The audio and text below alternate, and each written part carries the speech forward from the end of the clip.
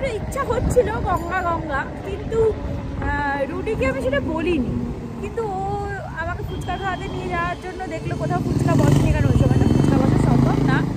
কিন্তু কোইন্সিডেন্টলি ও আমাকে বললো তোর একটু গঙ্গা গঙ্গা ফিল হচ্ছে না, যেতে ইচ্ছে করছে।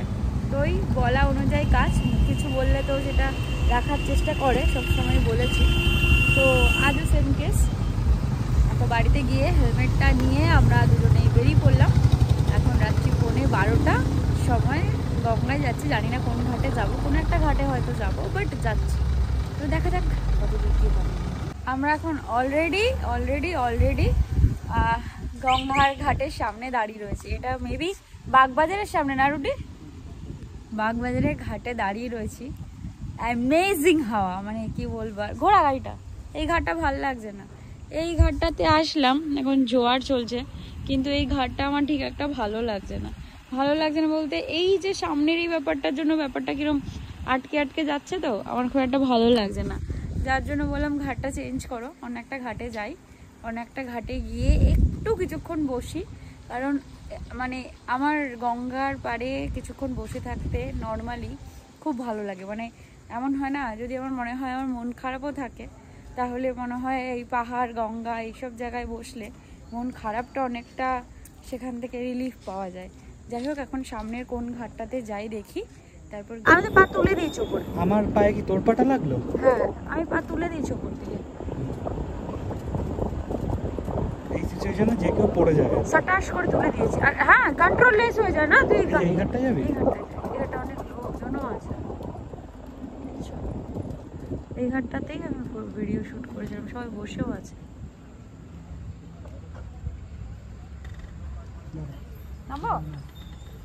মোটামুটি মন পছন্দ মতন একটা ঘাট খুঁজে পাওয়া গেছে। এই ঘাটটা কিছুদিন আগে এসে আমি শ্যুট করে গেছি। আর এই জায়গাটা তোমরা জানোই, বাগবাজার, আহিরিটোলা, এই ঘাটগুলো কখনোই সারা রাতেই লোকজন থাকে, একদমই ফাঁকা থাকে না। আর এখন তো প্রায় চৈত্র মাস পড়তে যায়, এখন তো এমনিই থাকবে, কারণ বিভিন্ন রকম কাজকর্ম থাকে, অনেকে চৈত্র মাসটা পালন করে, তো সবার বিভিন্ন রকম কাজকর্ম থাকে। যারা মহাদেবের ভক্ত তারা তো জানে। আর কি বলবো, আমারও চৈত্র মাসের সোমবার শুরু হবে। তো যাই হোক, এটা আমার খুব পছন্দের একটা জায়গা, গঙ্গার ঘাট। আর বেসিক্যালি বাগবাজার, আহিরিটোলা এই জায়গাগুলো পছন্দের। আজকে তো সময়ের অভাব, আজকে মোটামুটি একটু সময়ের অভাবই বলতে পারো, না হলে অন্য সময় আসলে হয়তো আরও কিছুক্ষণ সময় বসতে পারতাম। এখানে দেখলাম অনেক লোকজনও আছে, তো এই ঘাটটাই প্রেফার করলাম যে না, সবাই লোকজন আছে, এখানটাতেই বসি।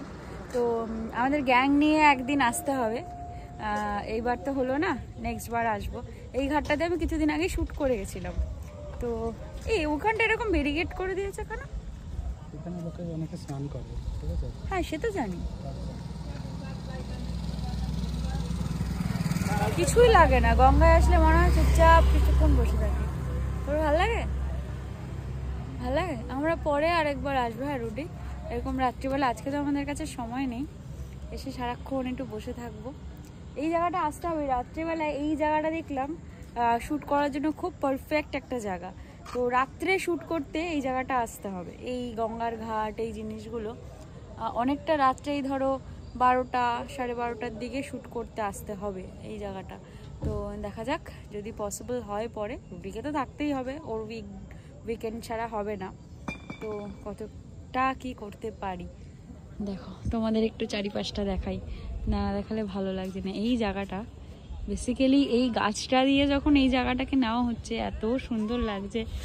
এই জায়গাটা বরাবরেরই একটা সুন্দর জায়গা, সারাক্ষণ বসে থাকলেও ক্লান্তি আসে না। আর আজকের ওয়েদারটা এত এত এত ভালো। দেখো ঘাটে কত লোকজন বসে আছে, সবার একটু শান্তির খোঁজ চাই এই গঙ্গা মায়ের সামনে। কত লোক দেখেছো? এত লোকজনের জন্য এই ঘাটটা মোস্ট প্রবলি আমরা দুজন আসলাম। এই যে এই মহারাজকে তো আমার কিছু বলার নেই, শুধু মনের কথাটা পড়তে পারে মনে হয় কখনো কখনো, টুক করে নিয়ে চলে আসে। এই জন্যই ও আমার হাজব্যান্ড। আমি একটু অগোছালো বটে, কিন্তু ও একটু গোছালোই, তো সেই জন্যই হয়তো দুজনের আর মানে এই বন্ধনটা অনেকটা স্ট্রং, এটাই আর কি। চলো একটু নিচে যাই, একটু গিয়ে আমরাও বসি, দেন বেরিয়ে যাবো আমরাও। আর অনেক লোকজন এখন আসেও, মানে সবাই কাজ সেরে সব কিছু সেরেও অনেকে আসে। একটু আগে আসলে হয়তো আরও ভিড় পেতাম, সন্ধ্যের দিকে আসলে ঘাটের কি অবস্থা হয় তোমরা তো জানোই, কিন্তু এই সময়টা একটু ফাঁকাই থাকে। তবে রাস্তাঘাটটা খুব পছন্দের, আর সামনেই তো ভূতনাথের মন্দির আছে জানোই, আমার মানে আমার ফ্যানের জায়গা আছে। যাই হোক, তার সাথে এখন আর দেখা করব না, অন্য কখনো এসে তার সাথে দেখা করবে। যে লোকজন প্রচুর এখানে সবসময় লোক থাকে জানোই, কারণ সামনেই নিমতলা শ্মশান না রুটি, হ্যাঁ সামনেই নিমতলা শ্মশান। তো আর কিছু বলার নেই। তোমার কিছু বলার আছে? না বলার আছে? তোর কেন মনে হলো এই জায়গাটা আমাকে নিয়ে আসা উচিত, সেটা তো আগে বলো। হ্যাঁ হাওয়াটা কমে গেল না এখানে, দেখো ওই পাশটায় কত মেয়েরাও বসে রয়েছে। দাঁড়াও তোমাদের একটু জুম করে দেখায়, ওই দেখো কেউ কত মানুষের, মানে রাস্তায় বেরোলে মনে হয় কত মানুষের হয়তো মাথার ছাদটুকুও নেই। দেখো কেমন করে শুয়ে আছে, কি খায় সারাদিন হয়তো সেটাও জানে না। কি বলবো আর, কখনো কখনো এনাদের দেখে না নিজেদের খুব লাকি মনে হয়, এই জন্যই যে অ্যাটলিস্ট 3 বেলা 4 বেলা ঠিকঠাক খেতে তো পারি। যখন যা ইচ্ছা পেয়ে যাচ্ছি, মাথার নিচে বলছি, মাথার উপরে ছাদ রয়েছে পাকাপোক্ত। আর এই মানুষগুলোর কথা চিন্তা করলেই মনে হয় আমরা মানে কত ভাগ্যবান, এরকমই মনে হয়। যাই হোক চলো ভেতরের দিকে যাই, চলো রে।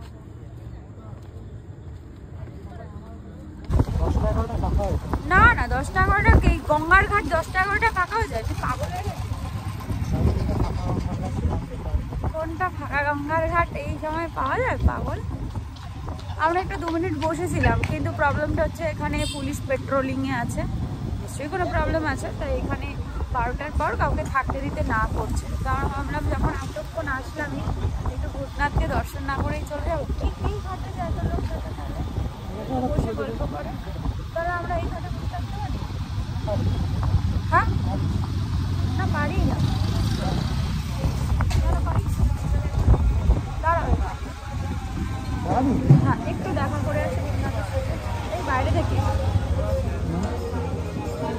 এই সেই ভূতনাথ মন্দির। আজ মনটা আটকাতে পারলাম না, এটা ভাবিয়ে মনকে যে এখানে আসবো না, কেমন যেন একটা অদ্ভুত টান অনুভব করলাম। ব্যাস আসতে হলোই। আর এখন কেন জানো ভগবান একা আমাকে নিজের কাছে আর ডাকে না, সাথে আমার পতিদেবকেও টানে একসাথে। তবে এই সময় মহাদেবের কাছে এসে যে কতটা শান্তি লাগছে, উনি চাইলে আসতেই হবে তার কাছে, উনি না চাইলে শত ইচ্ছে থাকলেও ধারে কাছে পৌঁছানো যাবে না। এখন যদিও মন্দির বন্ধ, তবে মহাদেবের দর্শন কিন্তু ঠিক পেয়েছি।